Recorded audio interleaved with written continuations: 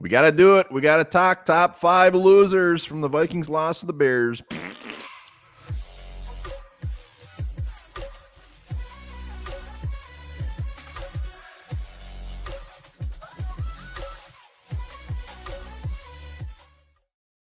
All right, welcome back to a glorious Onebar and Lupagus show here. Tuesday morning, Vikings coming off an ugly loss. We're going to talk top 5 losers. Let us know in the comments who your biggest losers were.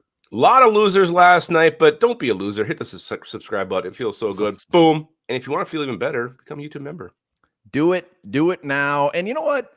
A lot of comments last night. Everybody's jumping. We're out. I'm done. I'm done with this team. I'm off. Come on, stick around. We got this. Stick around till the end. Nobody likes a quitter. It's been a wild ride so far, ups and downs. So I think an up's coming. An up is coming. We hope an up is coming. We got a bye week coming. So the team's going to get right. We're going to get Justin Jefferson back. Wham, bam. Thank you, man. Let's start off with the losers. Let's start off on the offensive line. Brian O'Neill. I haven't seen his official stats yet or PFF's grade, but he did not have his best game. Montez Sweat made him look silly early. Yeah, a couple times Montez Sweat just shooting through that right side. I don't know if he's even touched, if he's even challenged at all. Just getting to Josh Dobbs so damn quick. So, yeah, Brian O'Neill, the whole line probably as a whole didn't have their best game, but O'Neill seemed to be the biggest victim last night with Montez Sweat just owning his ass. Tough task. Montez Sweat is one of the best in the league, but so is Brian O'Neill. We expected a little bit more, but you're right. The whole offensive line just maybe didn't have their best game. It didn't, and they've been good all year, so to see him falter against the Bears was a little surprising.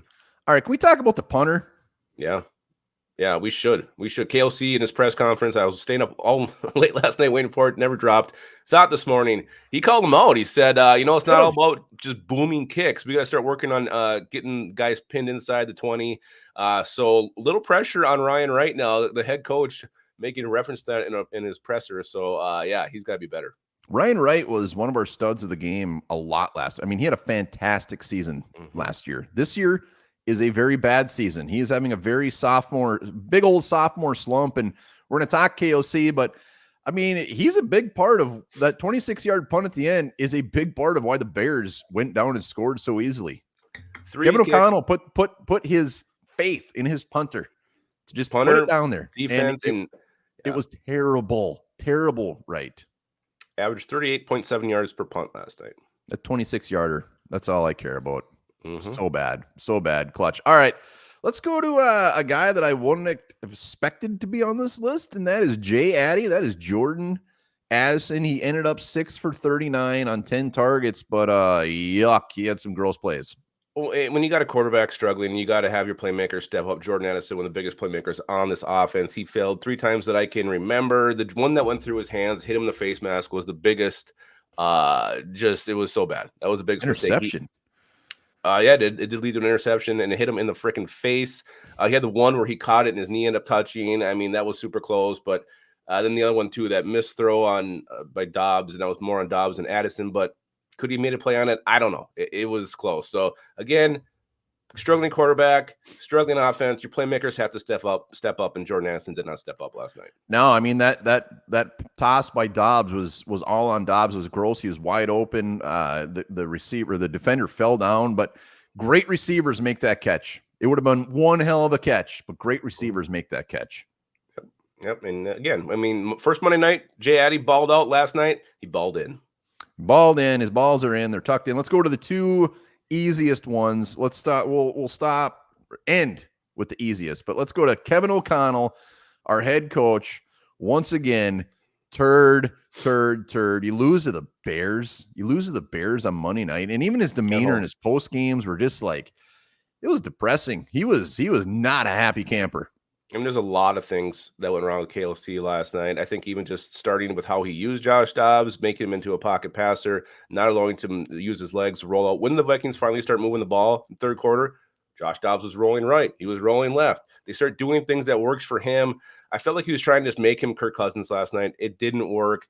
Also, you struggling quarterback. You don't make a change. You don't run the ball early in this one. We had a 30-yard run on first down, and I think we threw it 3 times in a row after that. So, the rhythm with the offense was gone.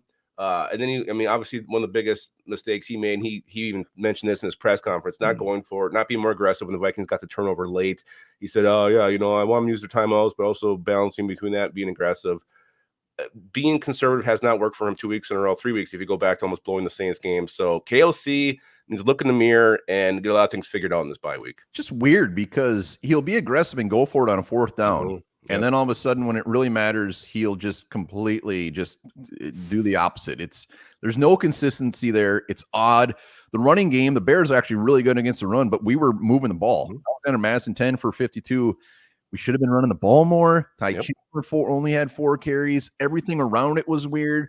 I mean, the main topic is the fact that our last possession, when we weren't aggressive, it's like the way I look at that is he was a Sally. He put it all on his defense. He was fine with it. And at that point, the way our offense was playing, I was fine with it. Clearly it backfired. It did not work. But he said, you know what? Our offense ain't going to do it. Defense, B-flow, save us, man. And it didn't happen. And it burned him. Yeah, I think having a good defense is actually hindering his play calling. It's making him less aggressive, less what he likes to do. And he keeps leaning on this defense, and he leans on them too much. So sometimes the offense has to do their part. Last night was a chance for them to do their part, put this game away. And again, he went all conservative. Well, and the thing is, like, my biggest issue with that, or why I was fine with it, is our offense was garbage. I mean, this ain't Madden. You can't just say, oh, go for it, and they're going to get it. I was terrified at that point that they were going to give up the ball or throw a pick. Like, that's why I was so fine with it. Like, they played so bad. Yeah, but they just came off that drive where they did drive down the field. Yeah, it doesn't matter. They had that good drive, so build off. If you're going to stick with Josh Dobbs, don't all of a sudden just quit. I mean, you roll him this far, ride him till the end. I would have rather seen him go for the first down, then run the football, settle for the field goal, take time off the clock. That would have been a smarter play than just run. Well, yeah, horrible screen pass. Like we said, it's easy to say it now. It should have worked out. Didn't. I was saying it then. It didn't work. It didn't work. And it's on Kevin O'Connell. It was 2 options. He chose the safe option. It didn't work. That's kind of his MO. Last one, Dobbs. Gross. I don't think we'll see him out there again, barring an injury. Quarterback rating of 54, 4 interceptions. Most of them were disgusting. Gross plays. He should have had about 6 interceptions. Kevin O'Connell pretty much said it. They're going to evaluate the quarterback position, meaning I don't think we're going to see Josh Dobbs. The story's over. It is. It was fun while it lasted. Came in here. I don't know what the hell got up his ass. The Atlanta game was magic. Saints game was great. And then it just kind of slowly started dovetailing. I would say second half of that Saints game, this is who we thought he was. A guy who can make plays with his legs, do some exciting things, but also make horrible throws, horrible decisions. We saw Josh Dobbs. This is why he's been on 6 teams in a year. Josh Dobbs, fun story. He came down to earth. The pastronaut has landed, and it's not good. Yeah, and we'll see what happens. But like, when we're winning with Dobbs, he's running the ball. He had two carries yesterday. So when you're going to turn him into a pocket passer, this is probably what you're going to get. And it was gross. And Josh Dobbs, thank you. I'm not saying Nick Mullins is going to be any better. It'll probably be Mullins they go to, maybe Hall, but Dobbs is it's done. It has to be over. I mean. It has to be. My worry is that he's gonna be like, all right, he's gonna get a full, a week off. We're gonna get him more into this play, like some angle there where it's like we're gonna still try to salvage this with Dobbs, but it ain't happening. A lot of comments last night where he was better when he didn't know the playbook, and there might actually be some truth to that. Yeah, it's brutal. All right, those are our 5 losers from the game. There's many more you could list. Drop yours in the comments below. Who was your biggest loser? We want to know. And also remember this. Erotic asphyxiation causes 250 to 1,000 fatalities each year in the United States alone. Jesus.